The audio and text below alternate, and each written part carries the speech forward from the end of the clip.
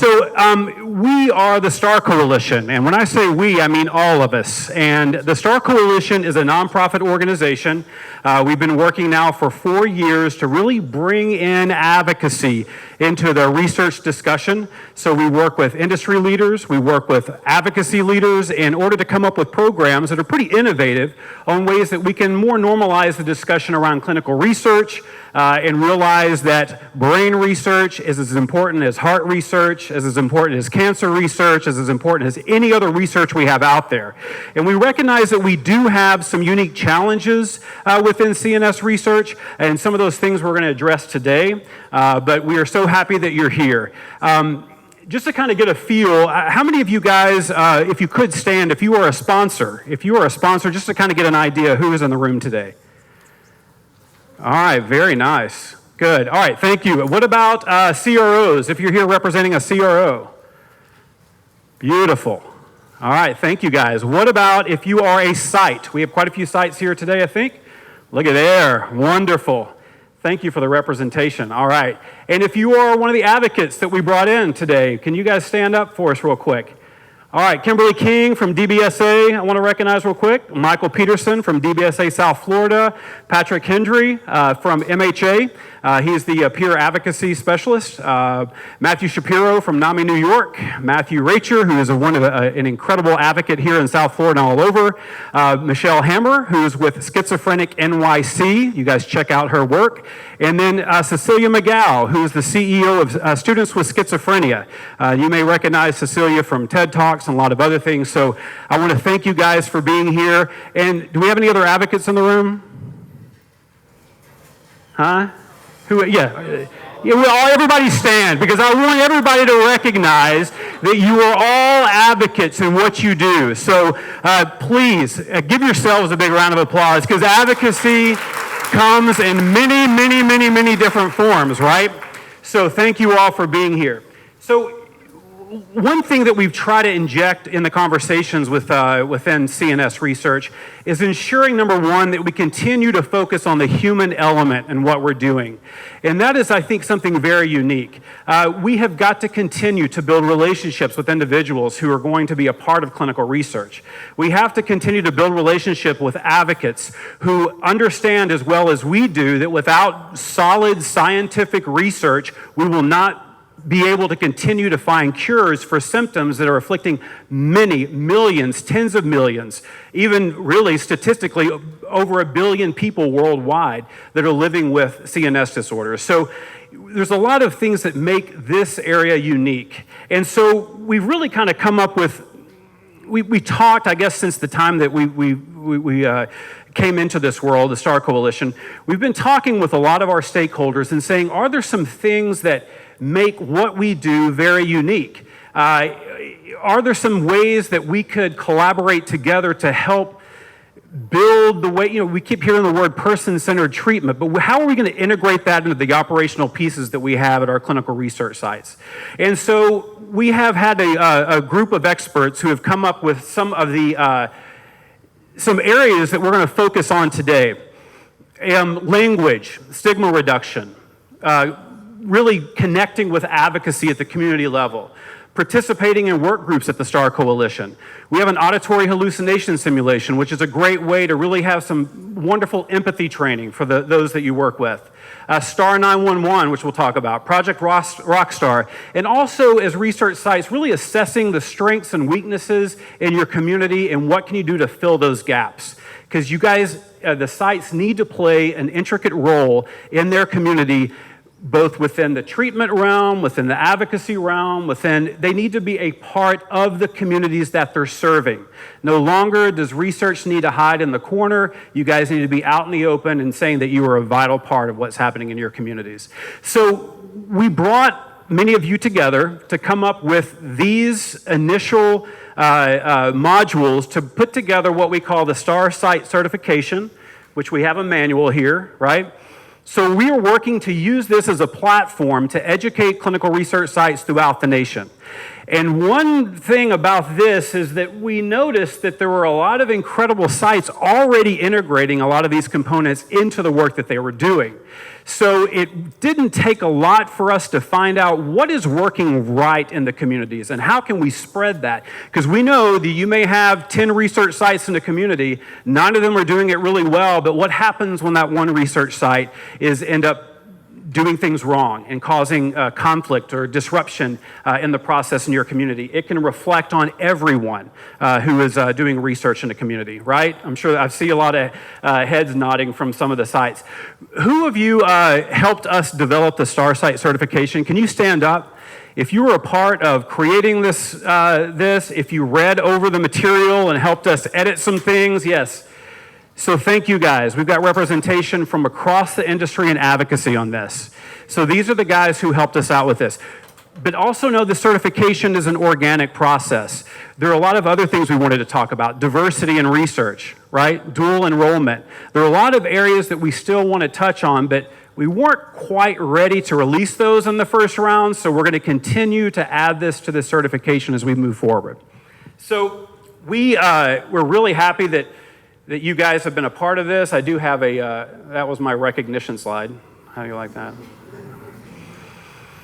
But I'm going to talk briefly because I'm going to introduce some of you guys who were a part of creating this to talk about some of the what we think are some main components in really integrating in our communities. And the first thing is language. So what are some terms that we use to describe an individual who may be participating in a clinical research trial? What's a word that we would use to call that person?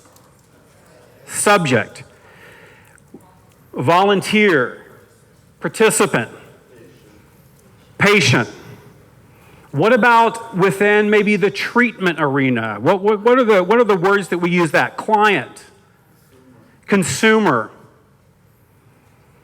What about advocacy? Advocates use their own language. What about with advocates? What are some words that we use to describe an individual that's living with symptoms? A peer. Yes, an individual living with mental illness. What else?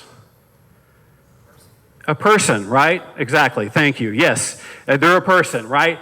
So what we have noticed very early on when we're starting to bring together advocacy and the industry and conversations are starting to happen, language can be a barrier. Because you may go in to talk to some advocacy and you start talking about subjects and subjects and subjects. It can be something that some advocates can say, wait a minute, we're not subjects, right?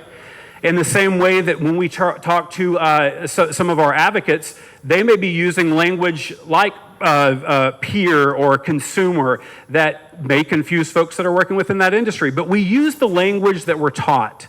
So one thing that we try to do collectively as bridging these gaps is, number one, recognize that we can be sensitive about language, right? We can recognize the sensitivity of language that we're using. But number two, we will not allow that to be a barrier for progress. We will not allow us to lose progress just because someone may use a term that we think is not appropriate, right? And this moves far beyond. I know that the other day they were talking about research as a treatment option, right? So when you start talking in that language, you're entering a whole new area of dialogue between the individual who is a part of clinical research and those who are advocating or a part of the research process. So I just wanted to get that out of the way, that we talk about language. And so I'm going to introduce a couple of people that are going to be talking today. First, Matthew Shapiro from NAMI, New York State is going to talk a little bit about advocacy and some ways that we can work together. All right, I got my own mic. Thank you. Is this on? Everyone can hear me? Okay, great. Well, thank you so much, Luke. And as Luke said, language is so important. You know, it's interesting.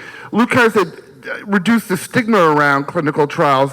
I like to say demystify the process of clinical trials. And, you know, as Luke said too, the words we use to describe participants, they're really not participants in research, they're partners in research. You know, last year when we had Patrick Kennedy here, he always talks about the new frontier, the next frontier of brain exploration. Well, we always tell our members, you can be pioneers in that next frontier by participating in research. And really the most important thing, and something we talk about at NAMI all the time, is research equals hope. And I think that's what a lot of times researchers forget when they're talking to families or potential participants, is that this is hope. Research is our hope for the future. You get to be on the front lines of this, get to experience the newest treatments and medications, and that's so important. And really sell that hopeful piece of it. And I think that will attract more people. And another really key part is, right as I get to the slide, building relationships with advocacy. The research advocacy partnership is such a two-way street.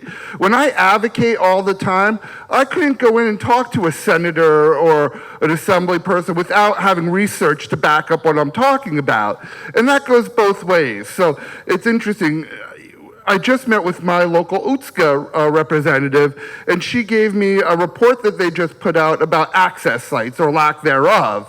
So again, for them to go talk about it, it looks a little self-serving if they're talking about lack of access, but when you have advocates out there talking about lack of access, it really has more of an oomph to it, which is so important.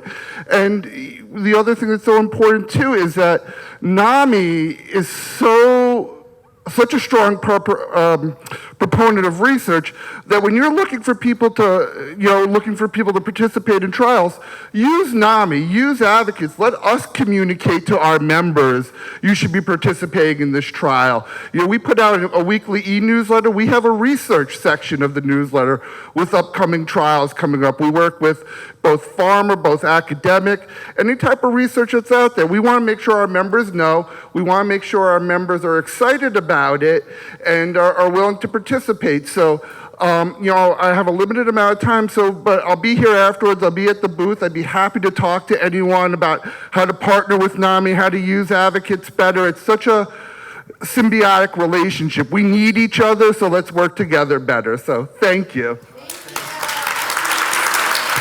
Woohoo! Thank you. I'm telling you what, you won't meet a stronger advocate than Matthew Shapiro, really. Thank you, Matthew. And also, just want to take a quick second. When we talk about integration between research and advocacy, several of you have actually stepped up and stepped out and said, look, as a site, as a researcher, I want to be a part of my community to do advocacy. How many of you guys in this room right now are serving on an advocacy board? Can you stand up real quick? Shashuka Mohatra, yeah, Bonnie, thank you guys, right? And we've got iResearch, Zach, Heather, and Woody Woodeman. And Woody said, it took him a long time to really kind of crack that shell and say, look, I want to do something. I want to be a part of advocacy. So I challenge all of you here, get involved with advocacy, be on the board, help support them in any way possible.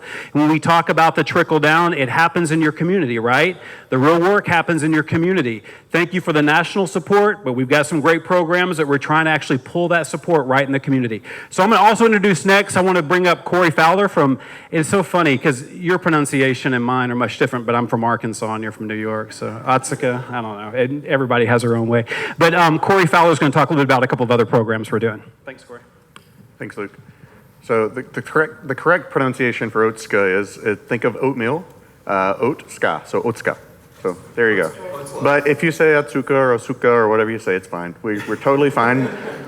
We're used to it. We say it ourselves. So Luke wanted me to talk to you about two of the programs that STARR Coalition has available that Otska has used.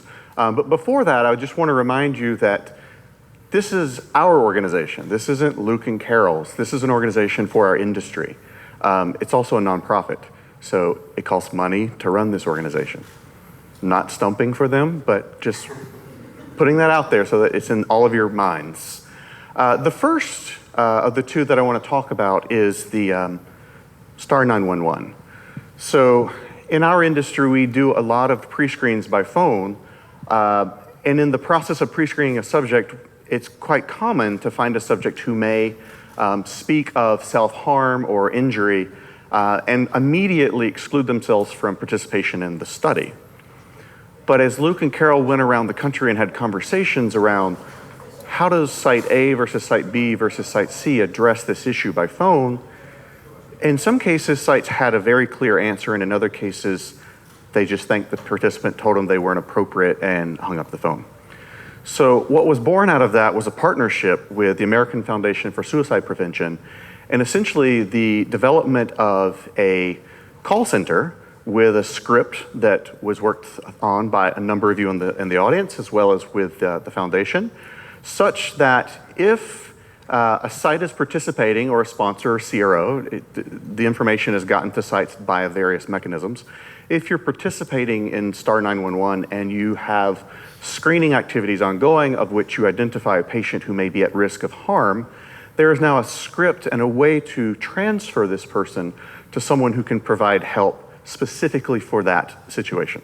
So it's something we can all get involved in, and I strongly encourage it. We have used it in trials and found it to be very beneficial. The last that I want to talk to you about is called Project Rockstar. This is a way in which we can take the advocacy from the national level to the local level. So the concept here is as simple as the pharma company, or the sponsor in this case, being willing to allow the participant to give money for participating in the trial to their local organizations that bring or provide value to them. So it really takes the advocacy from the national level that we're quite familiar with and brings it down to that local community where the patient is, so that they feel a part of the full process. And so it's something that we have done, just concluded our first study doing, and we are very much looking forward to doing more studies using both 911 as well as Project Rockstar. And I'll be around and happy to answer questions about our experience and encourage all of you to consider it. So thank you. Thank you, Corey. And next, I want to talk a little bit about how can advocacy help.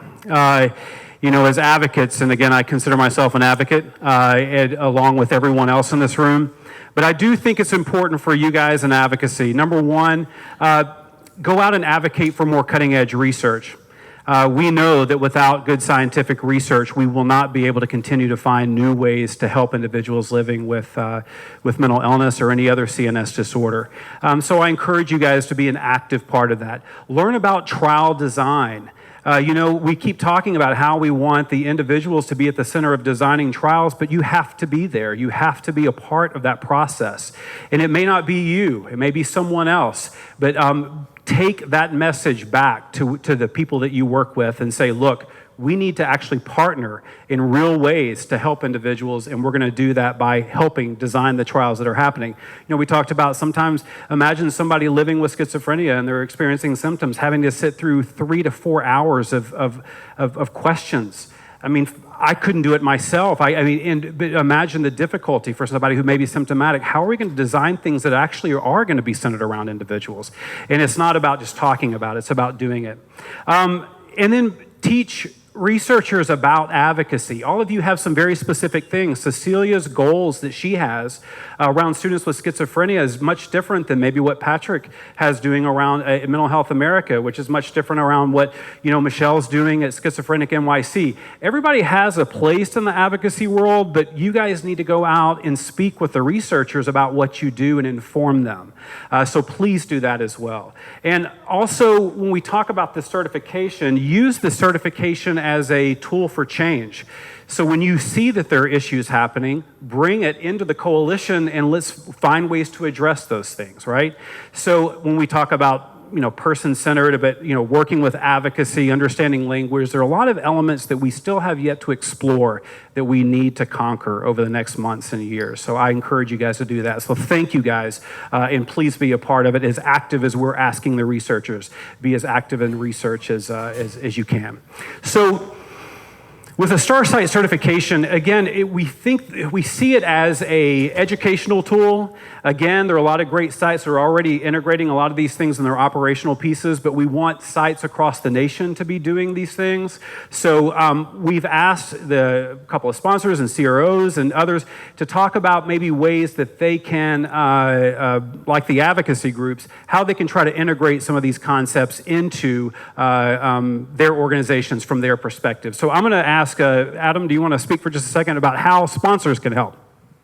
Sure. So, kind of funny, while we were speaking about language before, despite the fact that there's a large representation from pharmaceutical companies here and a lot of people that work in clinical development, I can assure you that there are no clinics in where those pharmaceutical companies are where patients are coming in to get those treatments. And in fact, if you came to my desk presenting with flu-like symptoms, I'd kindly ask you to go leave my desk. So, where the actual clinical development is happening is in the communities, it's at the sites, it's interacting with advocacy.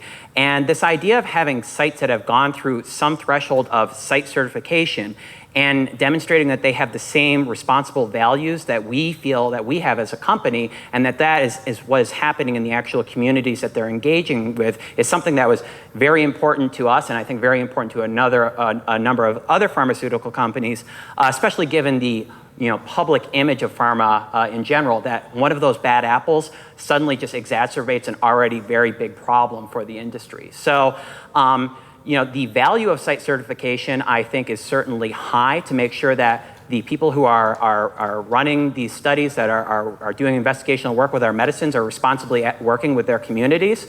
To back up what's been discussed before, if you think that there's value, and we think that there is, value costs money. So how is it that this is should be implemented is site certification. We feel that there's value at Alkermes. So when we're going through and we're looking at sites, one of the criteria that we'll be evaluating through feasibility is, are they STARR certified? Have they gone through this process? Have they demonstrated that they're responsible actors within their community and how it is that they're presenting research?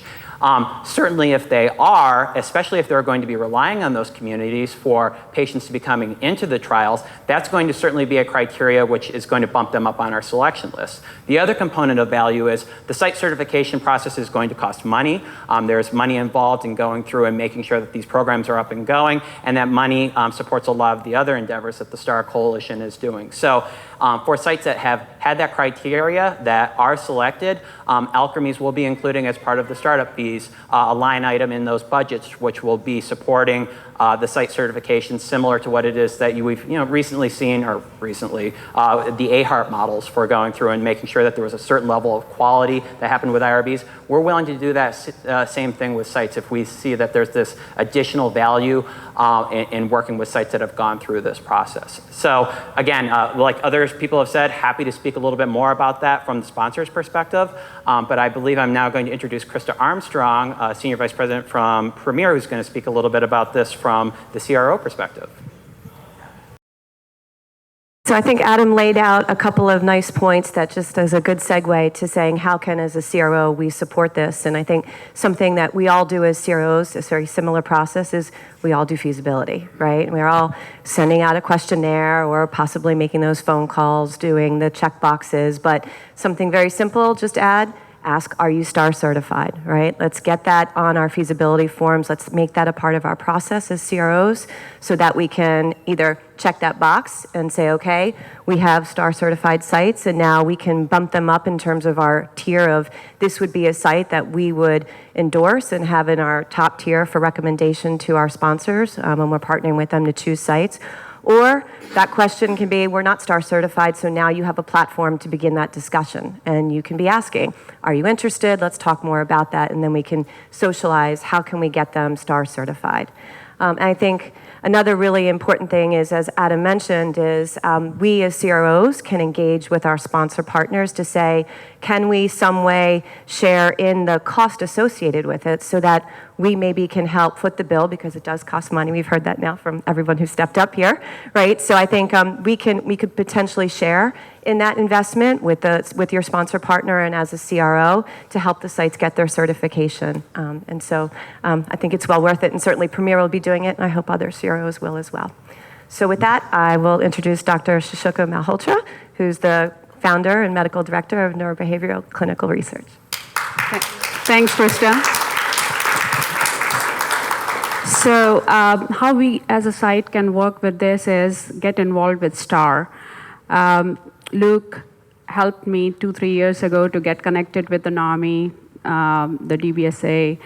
I now serve on the board of NAMI. We have been able to do so much good work with alliances, work with each other. I've with Bonnie, with Atlanta Research, Woody, we have worked and shared several ways we can help our community and talk about research in a positive way.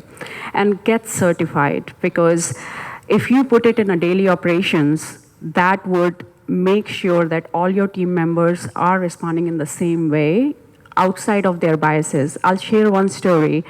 I come from Ohio, and opioid dependence is a big problem there. And most of my team members are very empathic, wonderful people who come from mental health field. And if you have worked in mental health field, you have had experiences with addicts. And sometimes when they are suffering with addiction, they make bad choices. There are bad behavior. But you have to separate the disease from the person. So when I said we're going to do addiction studies, there was mutiny in office. But training them how to put the structure around, how to treat them as somebody said, person, human. And when you take the addiction out of an addict, they are beautiful people. And some of the best favorite patients, they still come back. They were IV heroin addict. They still come back. I got married. I have a job. Now I have a kid. 3 years, 4 years. It's very satisfying. That's why we work at site to work with our patients. And we can have, being certified, keep us in check in operations-wise for all our teams. So I would really encourage that. Thank you.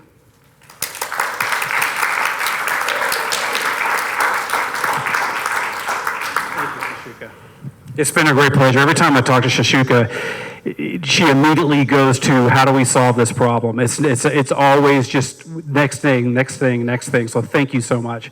And she has a beautiful family too. Speaking of, there's my son in the back. He just flew in. How you doing, Henry? Good to see you, buddy. All right, all right. And you're representing the Arkansas shirt. Very nice. Good for you. Good. I don't know why they're horrible at football this year, but that's fine. I appreciate the good words. So, I'll conclude in a bit, and I do want to save some time for some open discussion, because a part of the coalition is that we want to hear the ideas that you have to make this process better, all right? But before we do that, usually we have a nice reception every year, but we did not do a reception because we were able to do a breakout session this year. But we do want to recognize a few of you guys who have just been incredible this past 12 months and give you some of the awards that we do on an annual basis. So I would like to introduce a few people. Oh, by the way, I was supposed to say that a little bit later, but this is, do you guys know Dr. Fred Fries? He passed away not too long ago. How long ago? Was it about a year ago? Yeah. He was one of the greatest advocates. I remember seeing a film of his probably 20 plus years ago, but he lived with schizophrenia, and he was a passionate speaker. He spoke the first year that we were here. And so anyway, I just thought I had to put his picture up there, and we talk about supporting for advocacy, because I think he was a huge trailblazer his entire life. So thank you. Good. Okay, so we were going to do something else, but we're going to skip over that because we've got so much, we want to get through this. So we're going to give out some awards. I do want to recognize quickly Kim Vanover, Chris Southard, and Bill Martin. Can you guys come up real quick, because you guys will be presenting? You know, Carol Witham, when she had this concept of the STARR, of course it didn't even have the name the STARR yet, it was just a thought or an idea. She worked for years in clinical research. She sold her sites, but she continues to operate an incredible day treatment facility with about 125 adults with chronic and persistent mental illness. But she talked about this idea, what are we going to do to help better shape the future of research when it comes to really bringing the person into the fold and bringing advocacy into the fold? And she talked with these three guys right here who kept pushing her, do it, do it, do it, do it. And so that's why we are all sitting in the room today a lot, is because of these three guys right here. So give them a big round of applause. It does take...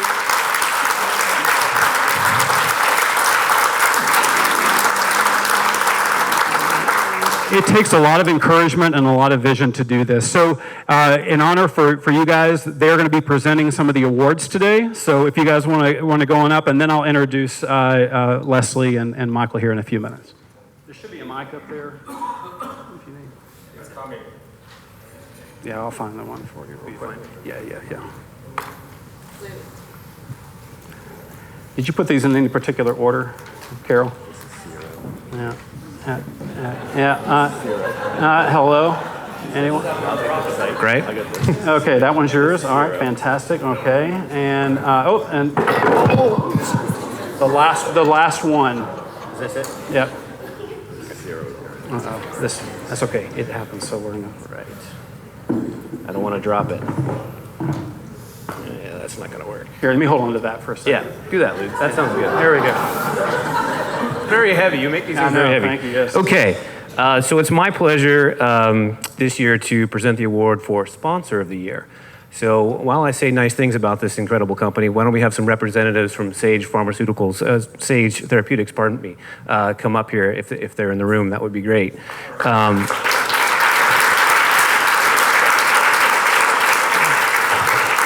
So within the last several months,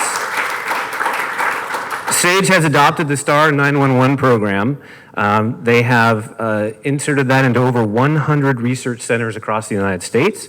In addition to that, they have committed to the STARR Site Certification for their MDD and TRD studies. They have added the question, are you STARR certified, to the feasibility forms while recognizing sites who are certified. And they're considering this, of course, in the decision-making process when choosing sites for their studies. They're an incredibly innovative and diverse group, and so congratulations to Sage. Award well deserved. You want to say anything? Okay. Yeah, I just wanted to say thank you to the STARR Coalition and all of the sites that we partner with. It's a great honor, but it's really all about our partnership with connecting sites to advocacy and also ensuring that sites have resources for additional education and training so that we can be as successful as we have been with our clinical studies at Sage.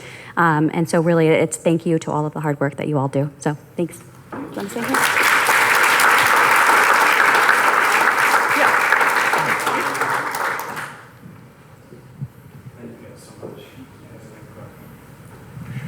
Thank you. I'm here to present the this year's Site of the Year award, which goes to iResearch Atlanta. So if Sarah, Zach, Heather, if you guys could stand in recognition.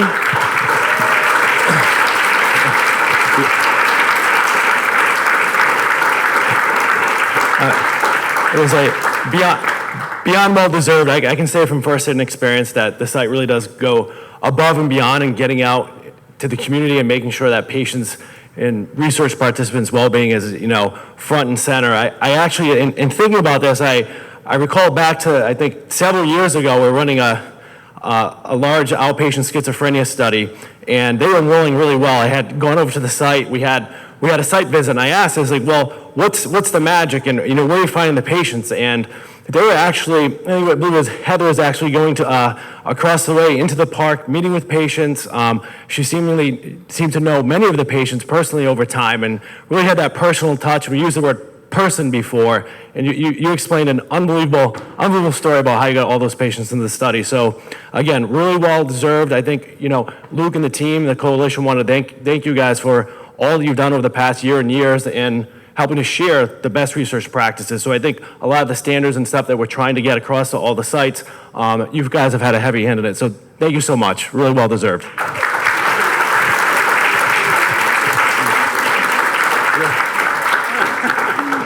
And Push Heather. you got it back together? I thought it was broken. No, it is. One of them, fell apart. So I told him to hold somebody else's word. I'm an anxious speaker. When Sarah and I, sorry, I'm trying not to cry. When Sarah and I opened iResearch, we made some agreements, and one of them is, I believe, we have to give back to our community. Later, I'll be thinking of how I just cried up here, and I'll be upset. But we have kept that commitment, and this year I actually crawled all over Zach. I said, we got to get out there more. And he actually went out and hired somebody who that's all she does. And so we're really getting back to where I wanted to be. And I'm just proud that we've kept that agreement. You want to say anything? Oh,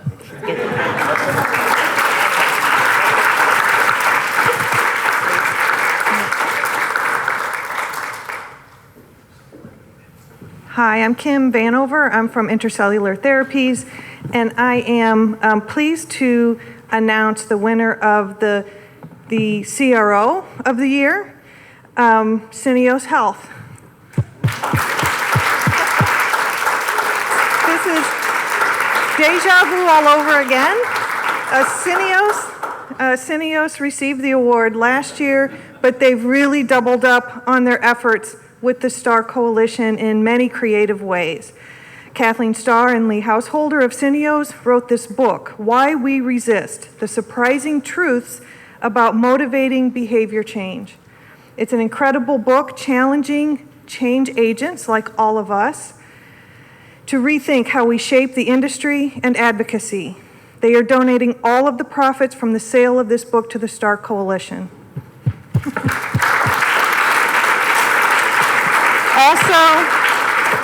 Also, Syneos has adopted the STARR to be part of their employee giving program, allowing staff to donate directly to the coalition. Very creative.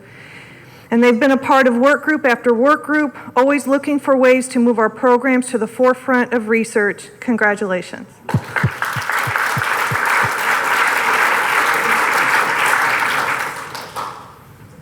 Thank you very much. I really stand with a group here of people at Syneos Health who personally dedicate their time to work with the STARR Coalition and to be a part of that community. And just from my perspective, Luke and Carol, you make it incredibly easy to be a part of mental health advocacy. You've created an open opportunity for us to be involved, and we can't thank you enough. And that's why we continue to support you. And the book that might have been mentioned is there it is. It's a book that is about how to really think about patients and how to help them access healthcare more and more easily. And we just spoke about it yesterday as also a bridge to including them more in clinical trial development. But when I was asked if there was an organization that would be deserving of the proceeds from that book, the very first thing that came to my mind was STARR Coalition.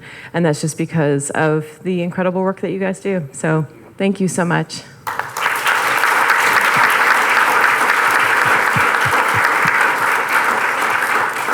And I have one more award to give. I would like to present the Advocate of the Year, and the winner is NAMI State, New York.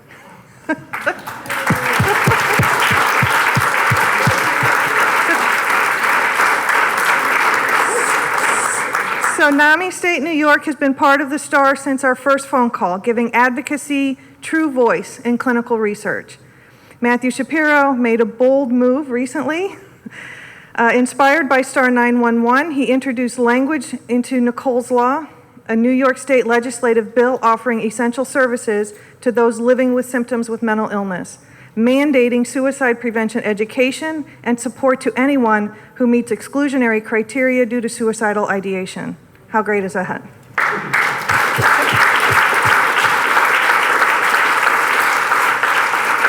Also, NAMI State New York has connected several top national advocates to the STARR and has placed mental health research at the heart of the conversation with their affiliates and partners across the organization. We really thank you for your efforts. Congratulations. Thank you. Well, I'm really, very few times I'm actually really surprised. I'm actually really surprised. Right? I didn't even know there was an advocacy award, but this is... I was kind of hoping I'd get another pair of Arkansas this year, but now this is a real award. And well, thank you. Obviously, thank you.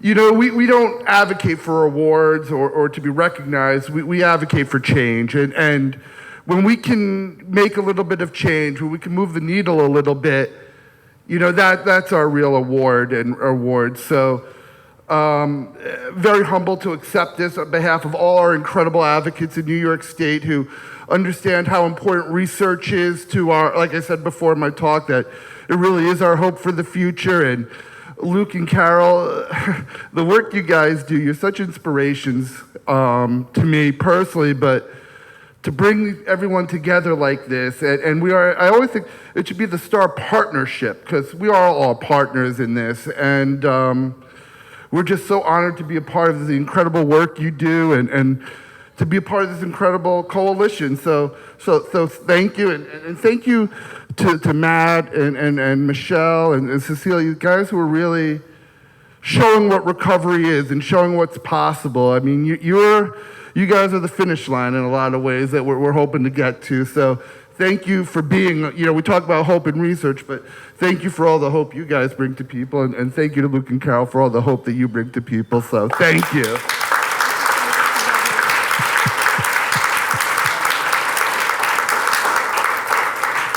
Plus Matthew's my doppelganger. So the other year we switched glasses and took a picture, and I swear to God, no one could tell us apart. And so I just bring him every year because two handsome men like us really steal the show. So thank you, Matthew. You guys are incredible. All right, so the next award we're going to do is in honor of a dear friend of ours, the Lou Yagodnik Award. Last year, we had Leslie Franceschi won the award, but instead of coming to the award ceremony, she was speed skating somewhere. All right, so she's a badass. So anyway, she's here today to hand the Lou Yagodnik Award to another individual. But I would like to also introduce Michael Peterson. Michael is with DBSA South Florida, and he was a great friend of Lou. If you guys want to go up, and Michael, if you want to say a few words to tell us a little bit about Lou, I would appreciate that. But come on up, and you guys do the next award. Why Lou? Yeah. Oh, sure. I may have put you on the spot, Michael. That's okay. Lou was a lot like you, Luke. He was full of ideas. He was bubbly. He had an effusive personality. He was an advocate for all those with mood disorders and a strong leader in the community. And we miss him dearly. It's been almost 2 years now since he passed and met an untimely end. So we're hoping that you last a lot longer. Okay. Thank you, Michael. I'm very excited to be able to present this award this year to someone who is definitely an innovator for patient advocacy and moving the needle forward. And she has really outdone herself this year. So I do want to present this award with Michael to Alexandria Wise-Rankovich. Please come up.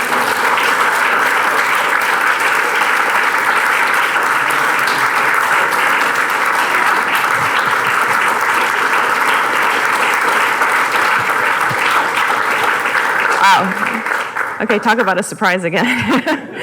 No, I really didn't expect this. Thank you so much. And really just, thank you. I'm speechless. Thank you.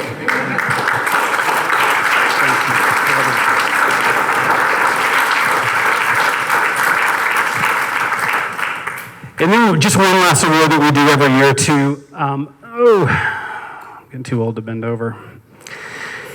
To recognize an individual, and it sometimes could be an organization, could be an individual, to really someone who shows unwavering support, not only for research, but for advocacy and our community. And this year, the award is going to go to Mr. Adam Simmons.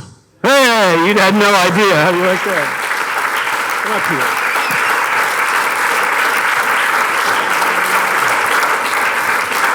Congratulations.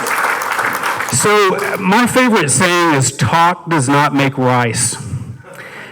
And it is so true, talk does not make rice. And this man makes rice, makes a lot of rice. And so I really want to say that he is, every time I have a conversation with him, he doesn't want to chit chat with me. He wants to get right to the meat of what's going on. And so we go right into the heart of any conversation that we try to tackle.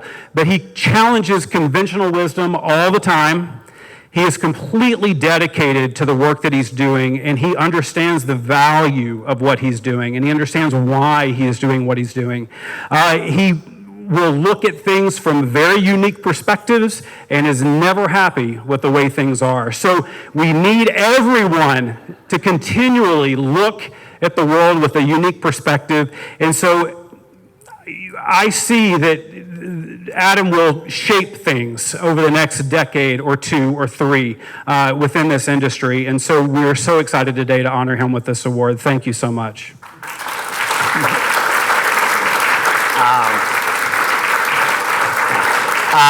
Thank you. I mean, this is completely unexpected. I don't really know what to say as a result. Part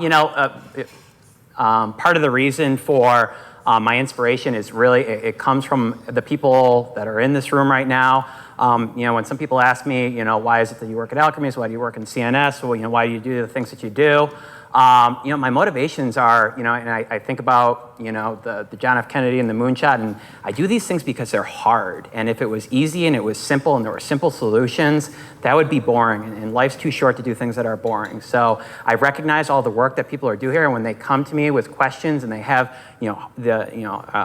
difficult questions and hard things to go, those are the reasons that I jump into those feet first and say, hey, we've got a hard thing to work on here. Let's figure out a solution to do it. So thank you so much, completely unexpected, and thank you to all of you who also do the work because it's hard.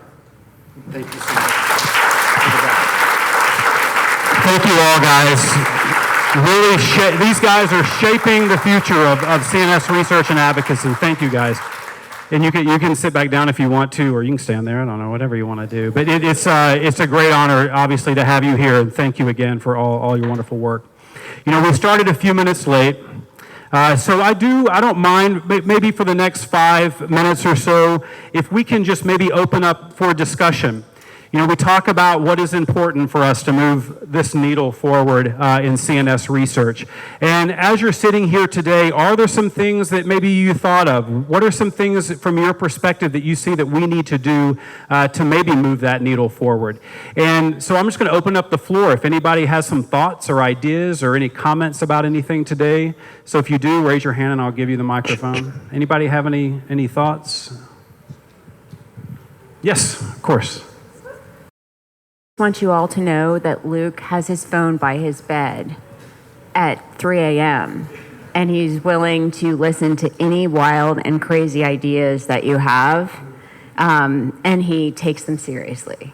So I think that's always been part of my struggle with advocacy before, is that people weren't taking the ideas seriously, and anything that you can think of can become something or can contribute in some way to someone. So thank you. Thank you. But I think that goes for others too. Don't think that any idea that you have is too far-fetched to do something. If it's going to make a positive impact in the end result of people's lives, then it's obviously towards the right direction, right? So continue to push the boundaries. Anybody have any other thoughts? Yes. One of the things I think could be really helpful in getting recently on the board in San Diego of NAMI is that the NAMI there didn't know about the STARR Coalition, so we're talking about that. And one of the things I'm thinking about, the more NAMI boards we can get involved in, then I think it'd be great for the people like myself in San Diego to bring somebody to this meeting next year and introduce that and get that out, because they want to know these things, but they don't know. And I think we could talk about it and show them stuff. But I think if we could wind up with 30 NAMI board members from 30 different NAMIs around the country and bring them to this meeting, I think it'd be incredibly helpful for spreading that word. Thank you, Woody. And I do want to recognize that Bonnie Siegel did bring a board member from NAMI Broward County. So thank you for being here. And it makes a difference, because we need people to step into this arena and see what's happening. I mean, yesterday, some of the speakers that were in the opening session were very inspirational. And it gives me great pleasure to go back to Carol's day treatment facility and do groups in front of the clients that we work with and remind them that there is hope, that there are people doing hard work to solve some very complicated problems, but we do. That's a great challenge. And so, Woody, I'm going to consider that a challenge for you guys here, that you are going to get involved in advocacy over the next year, and you are going to bring somebody from your local advocacy group to the meeting next year, whether it's ASCP, and those at NAMI. Find somebody in research, bring them to the NAMI convention, bring them to the MHA convention, bring them to DBSA or Students with Schizophrenia or Schizophrenia NYC. Do something. So thank you, Woody. Any other comment or thought? I know everybody's ready to get to the next session, right? Okay, so just a couple of things to conclude. I do have notes. Someone did ask me yesterday, they said, so are things kind of winding down for the STARR? And I thought, well, no, not necessarily. It seems like the wave is constantly about to crest and fall. With STARR 911, we have well over 100 clinical research sites nationwide that are giving suicide prevention information to individuals who are calling and do not meet criteria. We're also looking at and been challenged to go to some of the larger call centers and vendors to be sure that they're integrating this because they are reaching a large percentage of individuals. Project Rockstar, we are just on the cusp of really kind of formulating and vetting this whole process, and we are ready to launch this thing full speed into all clinical trials. And not only do we think that this is a model that will work within CNS, we think it would work within oncology and heart disease and diabetes. You guys as sponsors being able to support, even if it's a little bit, $25 per person that goes into a clinical research study, and they can choose where that money goes to local advocacy. We have the ability to funnel a tremendous amount of resources right in the communities where the work is happening. And the reality is a lot of money that's given to the national level is great, but it does not find its way to the local level. Okay, so we need to support local advocacy. Then we have things like the STARR Site Certification. I mean, this is an ongoing process. We want to help educate all sites across the nation by bringing your ideas to them. And then we want research sites to, in turn, say, hey, you guys that are creating these protocols and doing stuff, there are things that we need from you in order to do really good research. It is a symbiotic relationship. And we also want to really focus on the future as far as vendor certification. A lot of vendors are doing works in your community by doing outreach, but are they really, the message that they're sending, is it reflective of your culture and of what you think is valuable in your community? So we want to be sure that there are standards that are being set by everyone. So there's a lot going on. There's a lot more that's going on. We also have a national call to action that we're working on. This was sparked from a conversation from a group of great advocates that met at Alchemy's. What happens is we tend to come here, we all have kumbaya, and then we leave and we get into our personal grind of the work we do every day. But we have to actually come together and do something tangible. So we are actually launching tomorrow morning with the advocates that we brought in with us to start the conversation of how can we talk about research and in a very simple, tangible, easy way. One thing is ask your doctor. You go in to meet with your psychiatrist, your PCP, just asking, hey, are there any research studies going on around this particular indication? It sparks a conversation. So we are going to come up with some really great ways that we can begin to talk about research. And that's our next move. We've got something big coming up. So we want to listen, we want to learn from you guys, and we want this to continue to grow. And I want to say, obviously, a very big thank you to Carol Witham, who is always at the back of the room, but her ideas are in the front of everything that we do.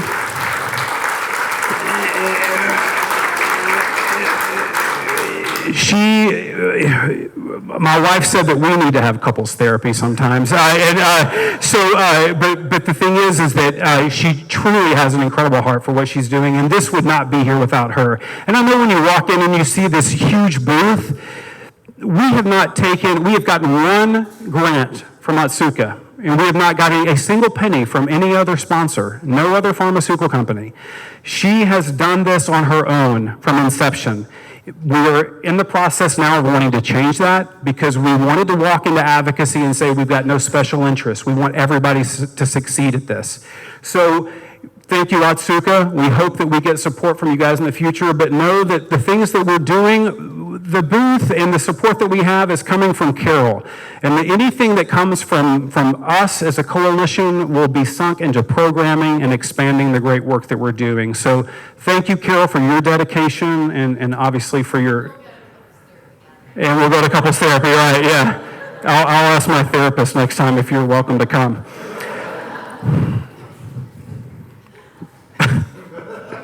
That could get complicated. Listen, what you do matters. In one quick story, we had Steve Pittman, who is the former national board of NAMI, who came to an investigator meeting, and he met with a lot of clinical research. That's the first time he kind of stepped into the arena of talking with researchers. And after this meeting, we were walking back to the hotel room, and he said, wow, that was a lot different than I thought.